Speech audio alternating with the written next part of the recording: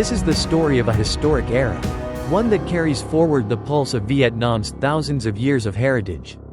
It is a story of a war, but one that impacted not only the nation but also the region and the world. A war has a beginning, a progression, and an end. Knowing how to start it right and how to wage a long-term struggle also means knowing how to end it properly.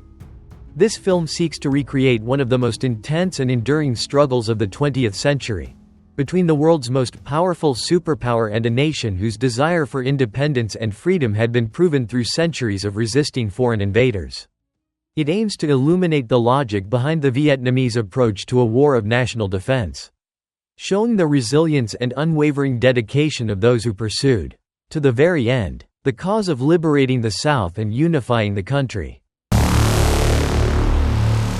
Moscow, December 1971. General Vo Nguyen Giap led a high-ranking military delegation from the Democratic Republic of Vietnam to visit the Soviet Union, reaffirming Vietnam's determination to fight against the U.S. until complete victory and seeking Soviet assistance. In a particular meeting with the Soviet Communist Party's Politburo, a senior Soviet leader asked General Giap, "I would like to ask Comrade Giap, you say Vietnam will defeat the United States.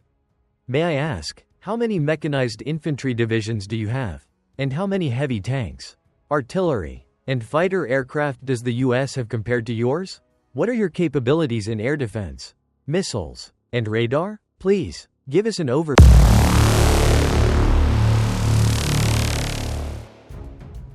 At that time, the Vietnam People's Army had only recently established its first mechanized infantry regiment in mid-November 1971. In response, General Giap replied, "The Soviet military doctrine is highly advanced and clearly proved its effectiveness in defeating Nazi Germany.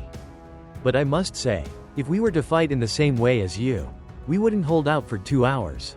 We fight a different way, the Vietnamese way, and we will win."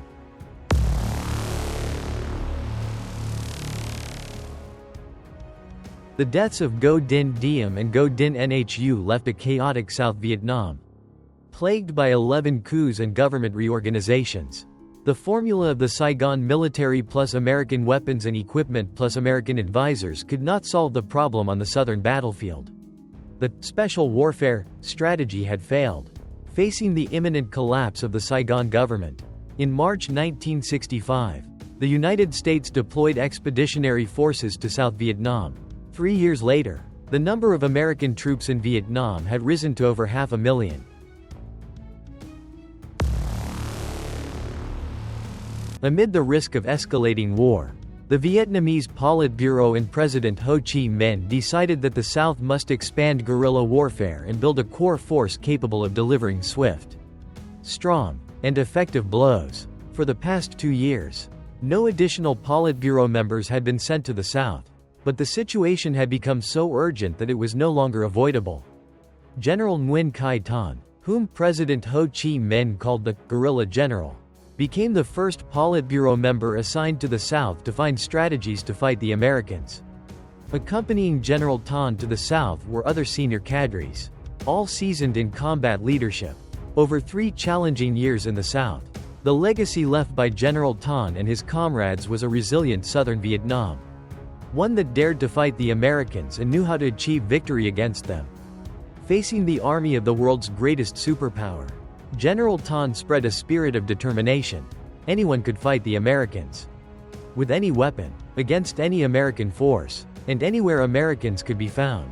The principle was to force the Americans to fight on our terms, avoiding a passive response dictated by their tactics, facing an adversary with superior weaponry and firepower.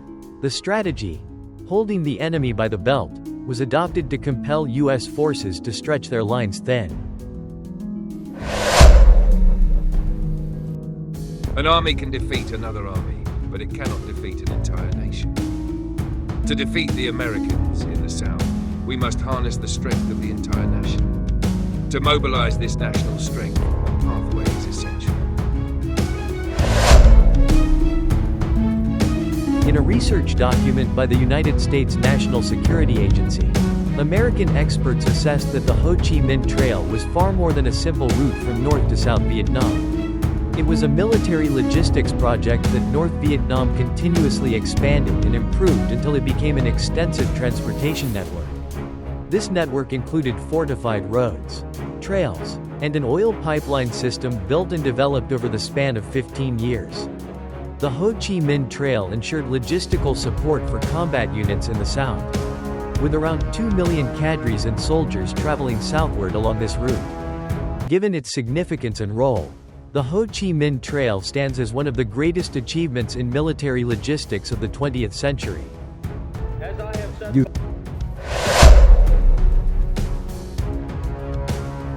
Johnson vowed not to become the first American president to lose a war. The generals also declared, "We can see the light at the end of the tunnel." Then, the Tet Offensive of 1968 erupted, evoking memories of Emperor Quang Trung's great victory over the Qing army during the Tet holiday of 1789. Right in the pivotal year of the U.S. presidential election, the Liberation Forces launched a surprise offensive targeting numerous major bases and cities across South Vietnam.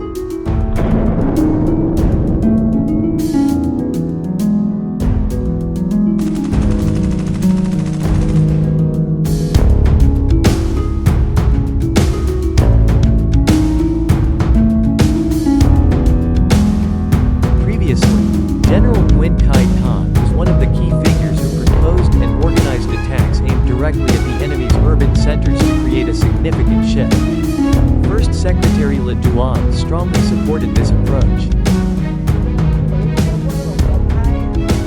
We were preparing for the second assault when one of my senior officers defected to the enemy.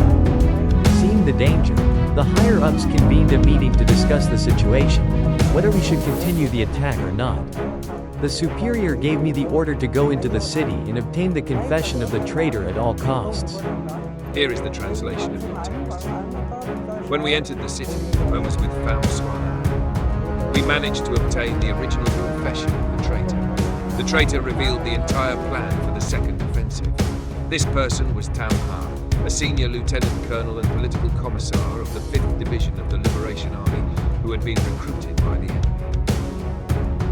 The second offensive plan of the Liberation Army was exposed, but at the same time, Agent Hai Trung, also known as Pham Xuan, obtained another important piece of information. He told Mr. Tu Kang that President Johnson said, "If we allow the VC to launch the second offensive, we'll have no choice but to withdraw our troops." As a result, he instructed General William Westmoreland to do whatever it took to prevent the Viet Cong from launching the second offensive.